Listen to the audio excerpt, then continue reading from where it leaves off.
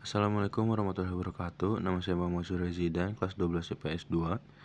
Ini saya akan menjelaskan materi tentang faktor-faktor ketimpangan sosial. Berikut macam-macam faktor penyebab ketimpangan sosial, yaitu ada demografi, pendidikan, ekonomi, kesehatan, kemiskinan, kurangnya lapangan kerja, dan perbedaan status. Yang pertama ada kondisi demografi, itu jumlah penduduk yang lebih padat akan menghasilkan masalah lebih kompleks dibanding wilayah dengan jumlah penduduk yang lebih sedikit. Selain itu, ada masalah komposisi penduduk, wilayah dengan penduduk yang lebih banyak berusia produktif akan lebih maju dibanding dengan yang lebih sedikit. Terakhir, demografi menjelaskan persebaran penduduk yang tidak merata. Contoh di Indonesia adalah kondisi Pulau Jawa yang menjadi pusat persebaran orang dari seluruh wilayah untuk mendapatkan pekerjaan. Sedangkan wilayah lain malah mengirim orang-orang untuk pergi ke pusat dan tidak memajukan daerahnya sendiri. Yang kedua yaitu faktor pendidikan. Faktor yang dipengaruhi pendidikan ternyata memiliki pengertian di mana seseorang bisa meningkatkan status ke level yang lebih tinggi dengan mengenyam pendidikan. Dari pendidikan ini, kualitas SDM tentu akan lebih baik dan ini sangat berguna untuk pembangunan suatu wilayah. Namun di bidang pendidikan juga punya ketimpangan sendiri di desa dan kota.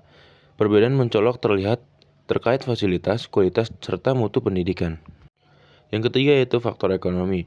Jika sebuah daerah memiliki sumber daya alam serta produksi yang melimpah, maka akan lebih tinggi status ekonominya. Sedangkan wilayah dengan SDA rendah akan tertinggal. Begitu pula dalam sisi individu, orang dengan ekonomi rendah akan lebih susah mendapatkan akses dibandingkan dengan individu dengan ekonomi yang menengah atau tinggi. Yang keempat ada faktor kesehatan.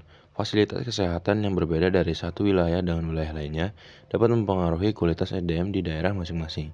Hal ini akan berpengaruh terhadap perkembangan wilayah-wilayah tersebut. Nah, yang kelima ada kemiskinan. Ketidakberdayaannya sebuah kelompok masyarakat dalam pekerjaan menimbulkan sebuah kemiskinan.